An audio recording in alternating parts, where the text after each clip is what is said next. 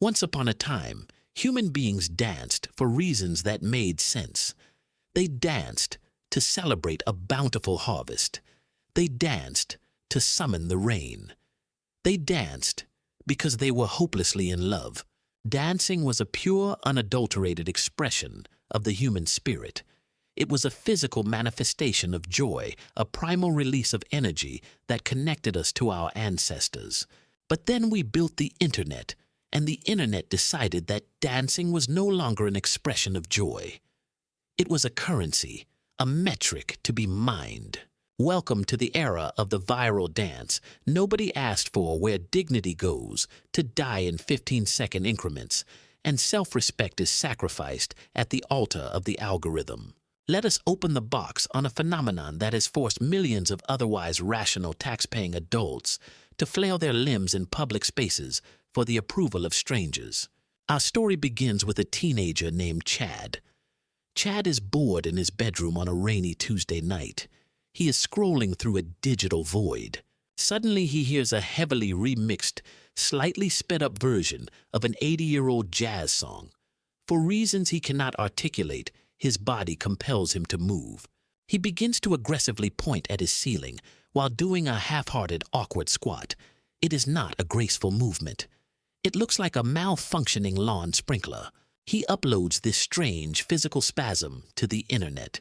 He turns off his phone, turns off his lamp, and goes to sleep. By the time Chad wakes up the next morning, his ceiling-pointing squat has been viewed 4 million times. The world has changed overnight. The algorithm, a cold and unfeeling mathematical entity that feeds exclusively on human attention, has made a sweeping absolute decision. It has decided that this exact sequence of movements is the most important cultural event currently happening on planet Earth. Enter the trend zombie. He is a creature made of pure engagement metrics. He has glowing red eyes, shaped like play buttons, and an insatiable hunger for views. The trend zombie does not care if the dance is good.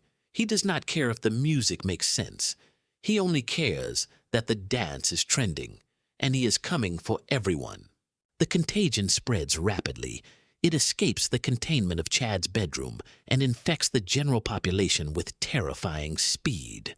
First, it hits the influencers, the people who professionally exist on the internet. They perform the pointing squat in expensive sterile kitchens wearing coordinated athletic wear. Their movements are sharp practiced and deeply devoid of joy. They do not actually want to point at the ceiling, but the trend zombie demands his tribute. If they do not do the dance, they will lose their relevance. They will be punished by the algorithm. They will fade into the digital abyss. But the virus does not stop there. It mutates. It crosses the barrier from the internet into the physical professional adult world. Meet Brenda. Brenda is a mid-level manager at a regional logistics company. She is made of soft clay and sensible grounded decisions. Brenda has spent 15 years building a career based on competence, reliability, and flawlessly formatted spreadsheets. She is a pillar of stability. She has never pointed aggressively at a ceiling in her life. She prefers a firm handshake, a clearly worded email, and a quiet lunch break. But today, the logistics company's newly hired marketing director, a young man who uses the word synergy entirely unironically, has an idea. We need to show that our supply chain is relatable, he says. In a morning meeting, pacing excitedly, we need to do the dance. Brenda is deeply confused. Why would a company that ships industrial ball bearings need to be relatable? Who is relating to a ball bearing? The internet loves authenticity. The marketing director explains, completely missing the irony of staging a forced viral moment to appear authentic. The trend zombie has officially infected the corporate boardroom. The decision is final. Resistance is entirely futile. At 2 p.m, production halts. Brenda and 3 other highly qualified professionals are marched into the desolate gray company parking lot. They are forced to stand in a line. The marketing director holds up a smartphone, balancing it precariously on the hood of a sedan. The remixed jazz song blasts from a tiny tinny Bluetooth speaker. Action, the director yells, waving his arms like a manic orchestra conductor. Brenda attempts the ceiling-pointing squat. Her knees pop audibly. Her expression is a tragic, heartbreaking mixture of corporate compliance and profound humiliation. She points at the sky. She squats. She feels a piece of her soul detach from her body and float away into the atmosphere. The video is immediately uploaded to the company's corporate page with excessive hashtags. It receives exactly 42 views. 30 of those views are from Brenda's mother, who does not understand what she is looking at, but wants to be supportive. But the nightmare is far from over. The trend continues to infiltrate spaces where dancing should absolutely never occur under any circumstances.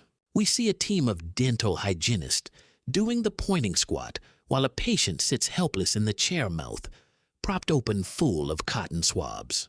We see a pair of desperate real estate agents doing the dance in the living rooms of houses they cannot sell, hoping the algorithm will magically find them a buyer. We see a solemn local news anchor attempting the move right before a segment on a devastating local tax crisis. The transition is jarring. Everywhere you look, perfectly normal people are abandoning their dignity, their professionalism, and their self-awareness to appease the invisible algorithm. They are participating in a mass hallucination. They are convinced that if they just hit the right angles and use the right audio, their lives will transform. The trend zombie grows larger and more powerful, feeding on the collective embarrassment of a society that has lost its mind. He does not sleep. Meanwhile, back in his messy bedroom, Chad has already moved on. The internet is a place of infinite fleeting obsessions. He has discovered a new song. He is now aggressively wiggling his elbows while hopping on one foot. The pointing squat is officially ancient history. The cycle is about to begin again. The old dance is already dead, completely forgotten by the internet in a matter of hours. But the real-world consequences remain. The digital footprint is permanent. Brenda's knees still hurt, and she cannot look her subordinates in the eye. The dental patient is still traumatized. The real estate agents still have not sold the house. The news anchor's credibility is damaged. They traded a moment of dignity for a fleeting spike on a graph that ultimately meant absolutely nothing to anyone.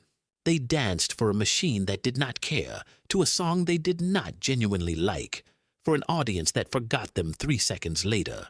We have built a society where the ultimate goal is not to be respected, not to be useful, but simply to be perceived. And we are perfectly willing to perform the most absurd, degrading rituals just to prove to the void that we still exist.